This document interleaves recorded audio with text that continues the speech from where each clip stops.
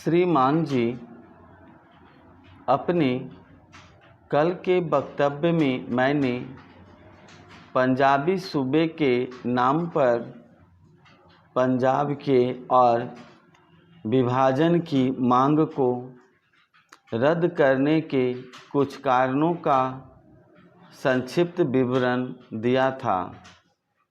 यह मामला एक अर्थ में कई वर्षों से हमारे सामने है।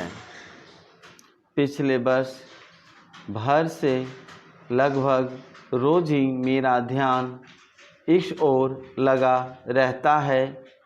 मैंने अपनी सामर्थ्य के अनुसार इस पर विचार किया है। मैं इस सिलसिले में केंद्रीय सरकार से, पंजाब सरकार से और भारत के दूसरे भागों के अपने साथियों से विचार करता रहा हूँ। इसलिए जो कुछ किया गया है बहुत विचार विमर्श के बाद किया गया है। इस मामले में संबंधित सिद्धांतों के कारण नहीं, बल्कि फैसले के संभावित परिणामों के कारण इस पर काफ़ी सोच विचार किया गया है। सदन में इस प्रश्न पर चर्चा के दौरान थोड़ी बहुत उत्तेजना होना हैरानी की बात नहीं है। चर्चा से जो दिलचस्प तथ्य सामने आया वह यह है कि इस विषय पर जिन 14 माननीय सदस्यों ने अपने विचार प्रकट किए, उनमें से 3 ने पंजाबी सूबे के सिद्धांत का समर्थन किया। यहाँ उपस्थित सैकड़ों माननीय सदस्यों में से पंजाब या किसी पड़ोसी प्रांत या राज्य के किसी सदस्य ने पंजाबी सूबे की मांग का समर्थन नहीं किया है।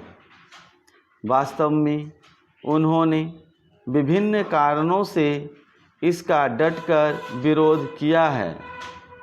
ध्यान देने की बात है कि चर्चा में भाग लेने वाले पंजाब या सिखों से संबंधित प्रत्येक सदस्य ने सरकार द्वारा इस मामले में अपनाई गई नीति का बलपूर्वक समर्थन किया है। आज के पंजाब की समस्या समूचे भारत की दृष्टि से भी महत्वपूर्ण समस्या है। यह ठीक है कि हम इसके हर पहलू पर और जो भी कदम हम उठाते हैं उसके संभावित परिणामों पर विचार करें। जिन माननीय सदस्यों ने इस मामले में सरकारी नीति से असहमति प्रकट की है, मैंने उनका स्वागत किया है। लेकिन जब वे कहते हैं हमने भाषाई प्रांतों का सिद्धांत स्वीकार करके अनेक कठिनाइयों और परेशानी के बावजूद इसे महाराष्ट्र, गुजरात और नागालैंड तक में लागू किया है, तो उसे यहाँ क्यों न लागू किया जाए, तो वे पूरी तरह गलत उदाहरण देते हैं।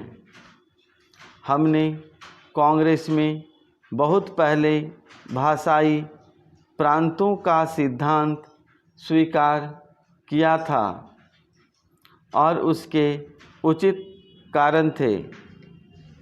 वह कारण आज भी लागू होता है। लोगों तक पहुंचने के लिए आवश्यक है कि लोगों की भाषा में ही काम किया जाए।